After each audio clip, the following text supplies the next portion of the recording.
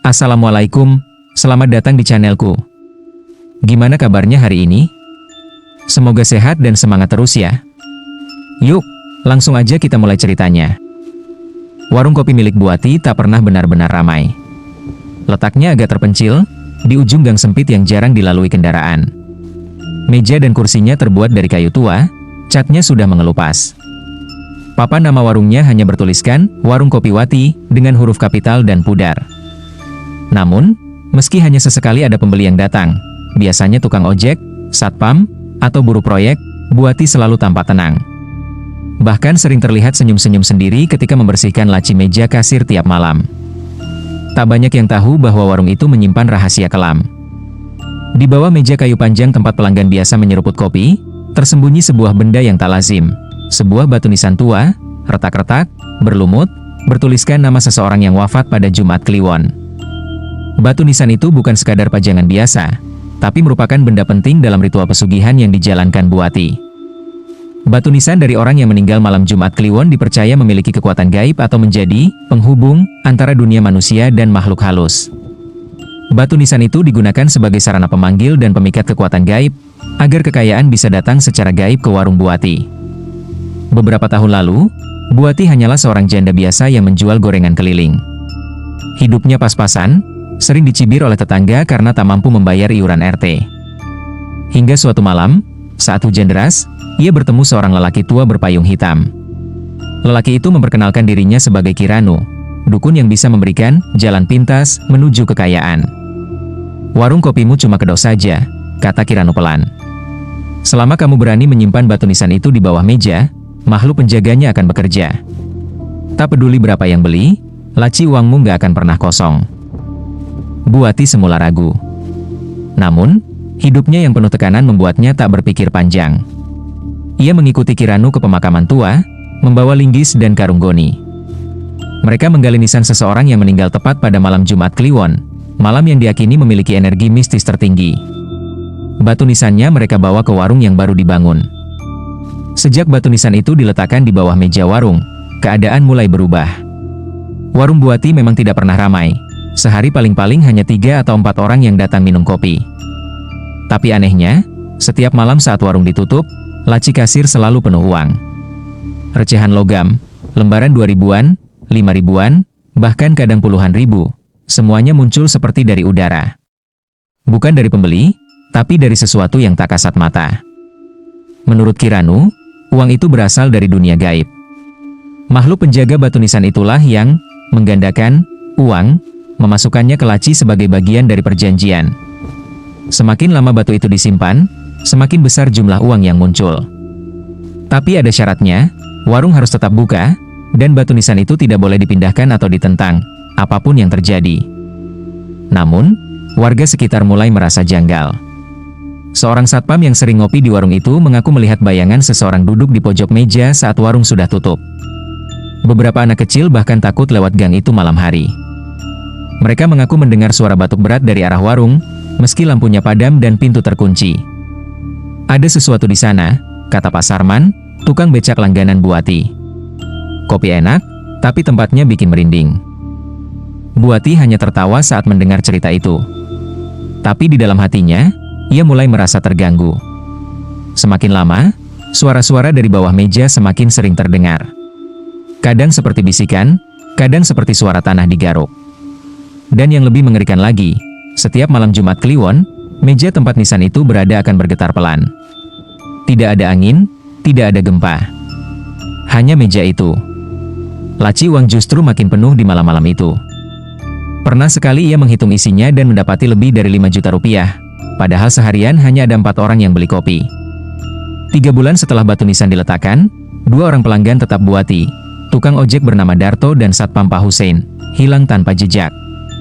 Motor Darto ditemukan tergeletak di bawah jembatan, sementara rumah Pak Hussein kosong dan terkunci dari dalam. Polisi mencari, tapi tak menemukan petunjuk. Anehnya, Bu Ati malah terlihat makin makmur. Ia membeli kulkas baru, baju-baju mahal, dan bahkan menyumbang ke masjid. Warung itu harus tetap buka setiap hari, bukan karena uang datang dari pembeli, tapi karena itu bagian dari perjanjian. Selama warung tetap berjalan di mata orang, makhluk penjaga batu nisan akan terus bekerja. Tapi kalau kau berhenti buka, seolah tak butuh uang lagi, ia akan merasa ditinggalkan. Dan makhluk gaib itu benci ditinggal. Saat itulah, kau yang akan jadi gantinya, kata Kiranu lewat telepon suatu malam. Bu Wati mulai resah. Ia sadar pesugihan ini tak cuma soal uang, tapi juga membutuhkan korban. Entah nyawa, entah jiwa. Suatu malam, ketika Bu Wati sedang menghitung uang di laci, listrik tiba-tiba padam. Bukan hanya di warung, tapi hanya di warungnya saja. Seluruh rumah tetangga tetap menyala. Dalam gelap, terdengar suara berat seperti orang tua tertawa pelan. Hi, hi, hi. Bu Wati menggigil. Ia tahu suara itu berasal dari bawah meja, dari batu nisan yang kini terasa lebih dingin dari biasanya. Ia tak berani mendekat. Saat listrik menyala kembali, meja sudah tergeser sedikit, dan nisan itu tampak berdarah di salah satu ujungnya. Ia mencoba menghubungi Kiranu. Tapi nomor dukun itu sudah tidak aktif. Beberapa hari setelah kejadian aneh terakhir, Bu Wati mengalami mimpi yang sangat nyata. Dalam mimpi itu, ia berada di tengah pemakaman tua yang gelap dan berkabut.